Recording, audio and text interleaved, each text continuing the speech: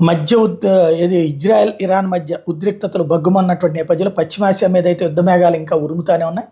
ఇజ్రాయెల్‌కి రక్షణగా ఉంటామని అమెరికా అధ్యక్షుడు జో బైడెన్ తాజాగా ప్రకటించడం, భీకర దాడులను ఎదుర్కొని శత్రువును ఓడించడంలో ఇజ్రాయెల్ అద్భుతమైన సామర్థ్యాన్ని చూపించిందని నెతన్యాహుకి ప్రశంసించడం ఒక ఎత్తు. దీంతో శత్రువులు తనను ఏమీ చేయలేరని ఇజ్రాయెల్ వెల్లడించింది. మేము ఇజ్రాయెల్‌కి ఉక్కు కవచంగా ఉండడానికి కట్టుబడి ఉన్నామని అమెరికా చెప్పింది.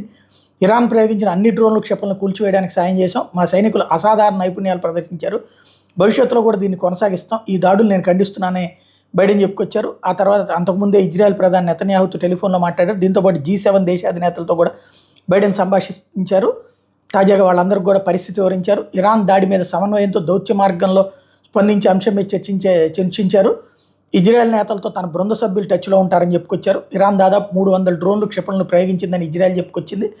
వాటిలో అతి స్వల్ప సంఖ్యలో మాత్రం తమ భూభాగాన్ని తాకాయని వెల్లడించింది. ఈ దాడిలో దక్షిణ ఇజ్రాయెల్లోని IDF స్థావరం తీవ్రంగా దెబ్బతింటే వ్యక్తి గాయపడ్డాడు. ఇరాన్ తన భూభాగం మీద నుంచి నేరుగా ఇజ్రాయెల్ మీద దాడి చేయడం అనేది ఇదే తొలిసారి. తాజాగా ఇరాన్ దాడి మీద ఐక్యరాజ్యసమితిలో ఆ దేశ శాశ్వత ప్రతినిధి అమీర్ సయీద్ ఇర్వానీ మాట్లాడుతూ, అవసరమైనటువంటి ప్రతిసారి మాకు ఉన్న ఆత్మరక్షణ హక్కును వినియోగించుకుంటాం. ఇజ్రాయెల్ ప్రభుత్వం ఏదైనా సైనిక దుస్సాహసానికి బలపడితే ఈసారి స్పందన మరింత బలంగా ఉంటుందని హెచ్చరించింది. అమెరికా దళాలు ఇరాన్ ప్రయోగించిన దాదాపు 70కి పైగా డ్రోన్లు 3 బాలిస్టిక్ క్షిపణులు కూల్చేసే విషయాన్ని అమెరికా అధికారులు ధృవీకరించారు. మధ్యధరా సముద్రం తమ యుద్ధ నౌకలు స్పందించాయని చెప్పారు. ఇరాన్ మొత్తం 100కి పైగా బాలిస్టిక్ క్షిపణులు ప్రయోగించిందని చెప్పారు.